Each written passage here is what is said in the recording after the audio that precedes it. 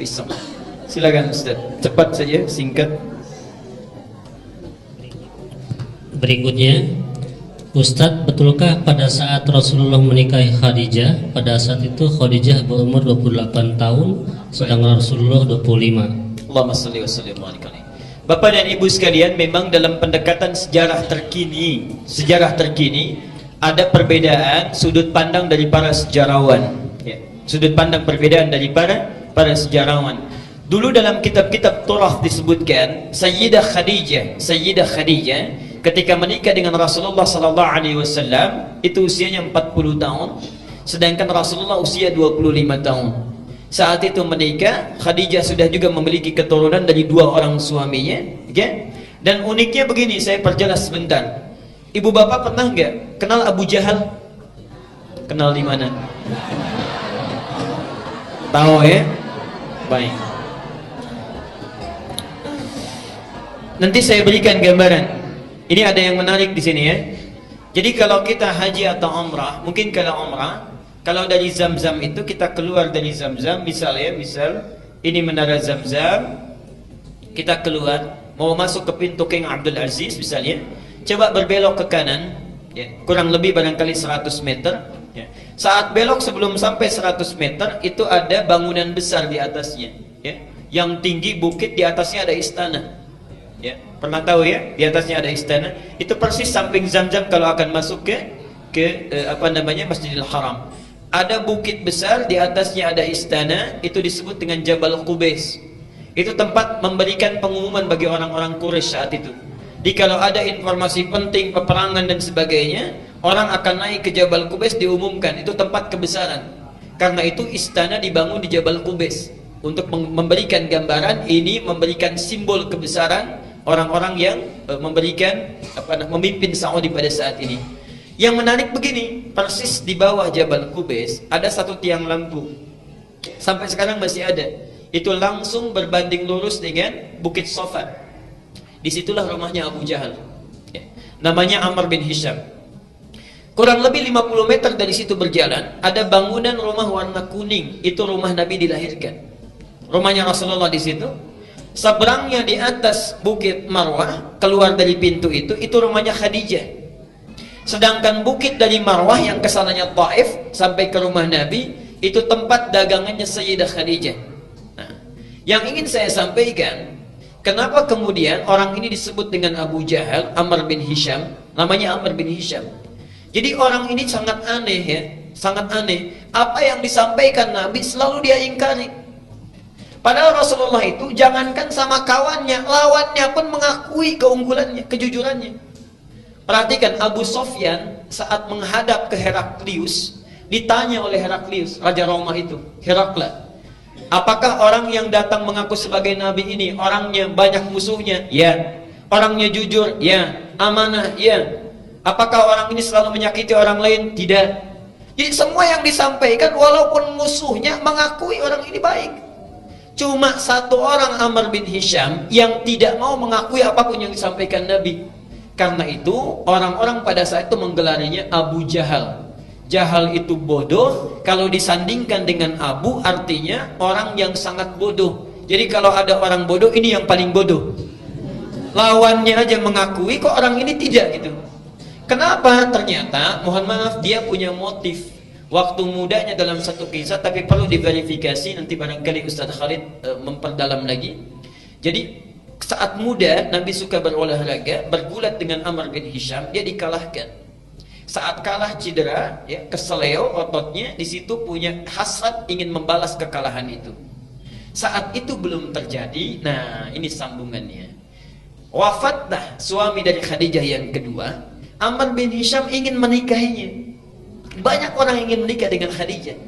Ketika akan menikahinya, melamar, ditolak oleh Khadijah. Beberapa saat setelah itu Rasulullah melamar Khadijah melalui pamannya Abu Thalib.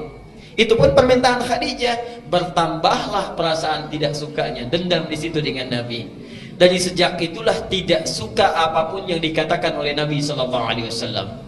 Nah, berapa usia pada saat itu? Kalau sejarawan dulu banyak mengatakan 40 tahun. Cuma ada sejarawan kontemporer yang sekarang membuat analisis-analisis.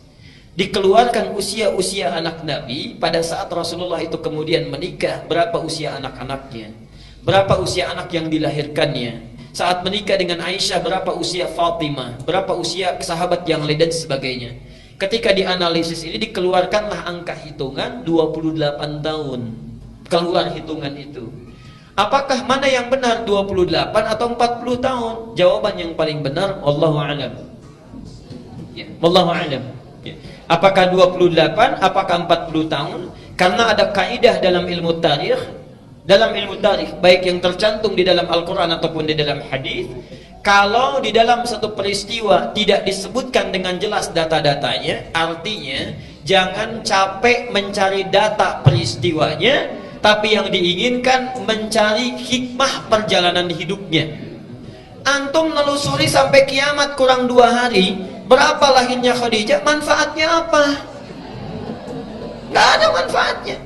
Lebih baik diteladani bagaimana cintanya kepada Nabi, bagaimana kasih sayangnya, bagaimana. Buka Al-Bukhari nomor hadis yang kelima. Al-Bukhari nomor hadis yang kelima. Maaf agak panjang sedikit Ustaz Iman, karena ini menarik ini. Jadi Rasulullah menerima wahyu di mana? Gua Hira. Satu kali di awal-awal masa Islam, saat ke Gua Hira wahyunya nggak turun, belum turun. Subhanallah, saat turun dari Gua Hira, siang bolong, siang-siang, tiba-tiba ada yang manggil, Muhammad, Muhammad. Lihat kanan nggak ada orang, kiri nggak ada orang, ke belakang nengok sepenuhnya. Karena kalau Nabi dipanggil berbalik itu nggak begini. Nabi kalau dipanggil berbalik sepenuhnya. Jadi mulai saat ini yang belajar sunnah Nabi, kalau dipanggil itu nengoknya jangan cuma begini, berbalik sepenuhnya. Ketika berbalik gak ada orang, subhanallah, lihat ke atas, begitu lihat menengok begini Muhammad, tiba-tiba ada sosok jubah putih seperti orang duduk, rambutnya panjang di awal masa Islam. Saya ingin tanya, kalau Pak Johan keluar dari Al-Ihsan ini siang-siang, Pak Johan, kanan gak ada, kiri gak ada, belakang gak ada, di atas ada yang kayak duduk jubah putih, rambut gondrong, apa yang dilakukan? Itu pasti lupa motor, itu lari. Itulah yang terjadi pada Nabi. Lihat redaksi hadisnya, uniknya, faroibtu minhu. Roiba itu ketakutan luar biasa sampai bulu kuduk merinding naik, itu roiba. Tapi kalau ketakutan bulu kuduk naik tapi sudah nggak ada kesempatan kabur, dirubah redaksinya dari roiba menjadi aujasa. Aujasa, ya. Kalau panjang agak cerita, agak panjang dia, kalau cerita agak panjang. Lihat nanti saja di Ad-Dzariyat, Quran surah 51 ayat ke-24. Ini bedanya roiba dengan aujasa. Jadi Nabi Ibrahim malam-malam kedatangan tamu, Bapak Ibu sekalian. Tamunya bukan 1-2 orang, banyak. Dan hebatnya, mohon maaf, saya ingin tanya dulu sebentar. Kalau kita nanti insya Allah tengah malam kedatangan tamu malam-malam, jam 1, Assalamualaikum, Assalamualaikum, dibuka nggak? Itu bedanya kita dengan seorang Nabi. Oke, sekarang begini, taruhlah kita berani untuk melihat, diintip dulu. Begitu dibuka jendela sedikit, kelihatan yang datang agak banyak orang, jubah putih, rambutnya panjang, dibuka nggak? Tengah malam. Perhatikan hebatnya Nabi Ibrahim. Hal ataka hadithu dhaifi Ibrahim al-mukramin. Pernahkah engkau dengar kisah tentang Nabi Ibrahim dan tamu-tamunya yang dimuliakan itu? Iddakhalu alaihi, ketika datang bertamu malam-malam hari, faqalu salama, mengatakan assalamualaikum. Apa jawab Nabi Ibrahim? Tidak ada prasangka buruk, dibuka dijawab salam, alaikumsalam. Enggak ditanya bapak dari mana, ada keperluan apa. Dilihat qaumum munkarun, ini orang-orang dari jauh kayaknya capek, lelah, gak usah banyak ditanya, dipersilahkan masuk, langsung istirahat. Tidak cukup sampai di situ, saking baiknya, karena itu disebut dengan Ibrahim dari kata abun rahim, seorang ayah yang sangat penyayang. Faragha ila ahlihi, datang kepada istrinya Sarah yang sedang ada di dapur, bertanya, Ma, kita punya menu masakan terbaik apa untuk tamu kita malam ini? Dikatakan belum ada yang istimewa kecuali lembu itu belum disembelih. Subhanallah. Disembelih dulu, dimasak dulu jadi gulai. Faja'a bi'idlin samin, lalu datang dihidangkan dengan gulai yang sudah di hadapannya itu, kambing muda, maaf sapi muda. Apa yang terjadi? Subhanallah. Qala ala ta'kulun. Tapi tamunya nggak pernah nyentuh makanannya, diam aja dilihatin. Karena penasaran, Nabi Ibrahim melihat dari atas sampai ke bawah. Begitu di atas dilihat sampai ke bawah, kakinya nggak napak dengan lantai. Lengkap sudah ya? Baik. Baju putih, rambut gondrong, banyak kan? Datang, makanan nggak disentuh, kaki nggak napak dengan lantai. Kalau antum dalam situasi seperti Nabi Ibrahim, apa yang dilakukan?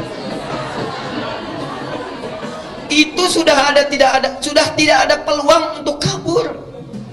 Tidak ada. Karena itu kalimat Qur'annya bukan ro'iba, fa'aujasa minhum khifah. Takut luar biasa, tapi sudah tidak ada peluang untuk meloloskan diri.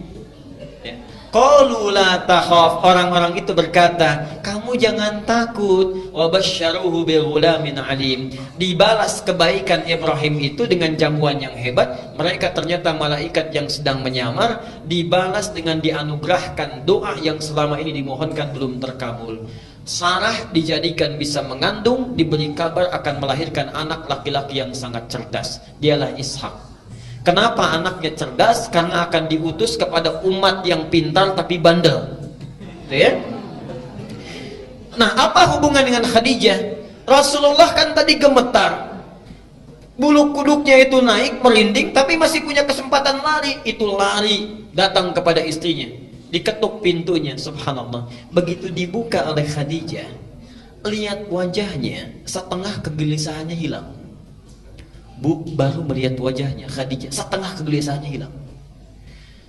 Belum cukup itu, terlihat suaminya gemetar, minta dibawa ke kamar. Sampai ke kamar, dia berkata, Rasulullah berkata, zammiluni, tolong selimuti saya, selimuti saya.